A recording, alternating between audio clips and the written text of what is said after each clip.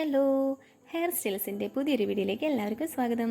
അപ്പോൾ ഇന്ന് നമ്മൾ ഒരു കിടിലൻ ഐസ്ക്രീം റെസിപ്പി ആയിട്ടാണ് വന്നിട്ടുള്ളത്. പാഷൻ ഫ്രൂട്ട് ഉപയോഗിച്ചിട്ടാണ് നമ്മളിന്ന് ഐസ്ക്രീം തയ്യാറാക്കുന്നത്.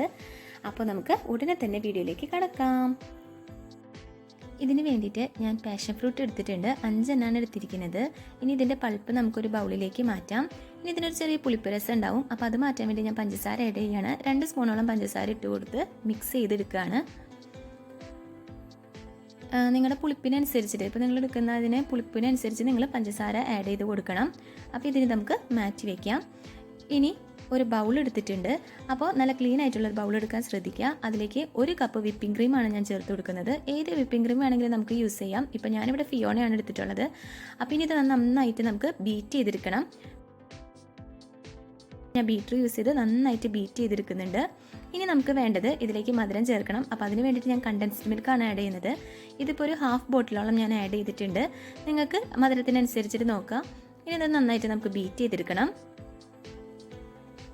കണ്ടൻസ്ഡ് മിൽക്കൊക്കെ എല്ലാ സൈഡിലേക്ക് എത്താനായിട്ട് നമ്മൾ പ്രത്യേകം ശ്രദ്ധിക്കണം. ഈ സമയത്ത് നമുക്ക് മധുരം നോക്കാം. ആവശ്യമുണ്ടെങ്കിൽ ഇനി വേറെ ആഡ് ചെയ്ത് കൊടുക്കാം.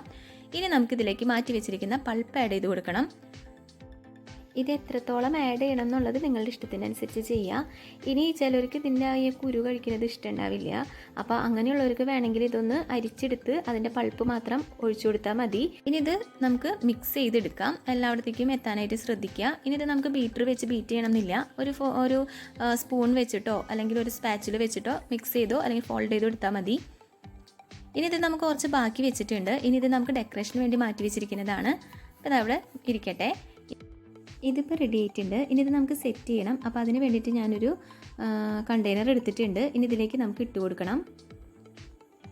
അപ്പോൾ കണ്ടെയ്നർ എടുക്കുമ്പോൾ നമ്മൾ ശ്രദ്ധിക്കുക, അതിൽ വെള്ളത്തിൻ്റെ അംശം ഒട്ടും പാടില്ല. അപ്പോൾ നമുക്ക് കറക്റ്റ് സെറ്റായിട്ട് കിട്ടില്ല. ഇനി ഇത് നമുക്ക് മുഴുവനായിട്ട് ഇതിലേക്ക് ഇട്ട് കൊടുക്കണം.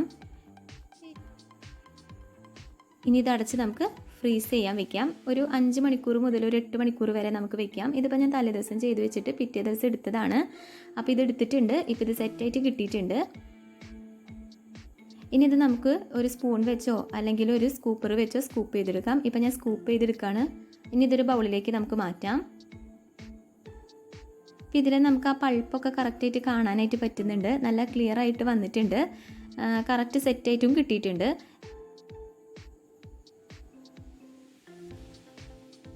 ഇനി ഇതിൻ്റെ മേലേക്ക് നമുക്ക് മാറ്റി വെച്ചിരുന്ന പൾപ്പ് ചേർത്ത് കൊടുക്കണം. അപ്പോൾ അതൊരു ഡെക്കറേഷൻ പോലെ ചെയ്ത് കൊടുക്കുന്നതാണ്. വേണമെങ്കിൽ ചെയ്താൽ മതി, അല്ലെങ്കിൽ നിങ്ങൾക്ക് സ്കിപ്പ് ചെയ്യാം. അപ്പോൾ നമ്മുടെ പാഷൻ ഫ്രൂട്ട് ഐസ്ക്രീം ഇവിടെ റെഡി ആയിട്ടുണ്ട്. ഒരു വെറൈറ്റി ഐസ്ക്രീമാണ്. നിങ്ങൾക്ക് തീർച്ചയായിട്ടും ഇത് ഇഷ്ടപ്പെടും. അപ്പോൾ വീട്ടിൽ ട്രൈ ചെയ്ത് നോക്കണം. അഭിപ്രായങ്ങൾ കമൻസിലൂടെ അറിയിക്കണം. അപ്പോൾ ആദ്യമായിട്ടാണ് എൻ്റെ ചാനൽ കാണണമെങ്കിൽ പ്ലീസ് എൻ്റെ ചാനലൊന്ന് സബ്സ്ക്രൈബും കൂടി ചെയ്യണം. അപ്പോൾ നമുക്ക് മറ്റൊരു വീഡിയോയിൽ കാണാം. അപ്പോൾ എല്ലാവരും സേഫ് ആയിട്ടിരിക്കുക, ഹെൽത്തി ആയിട്ടിരിക്കുക. Bye, take care.